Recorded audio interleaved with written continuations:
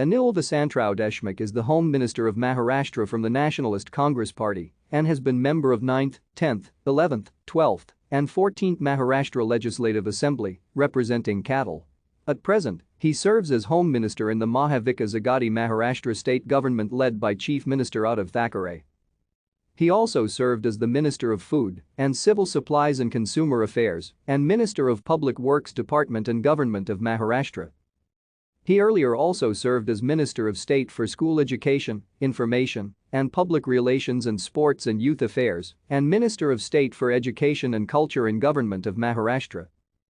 Deshmukh hails from the village of Vadvahira near Katol in Nagpur district. He attended Katol High School.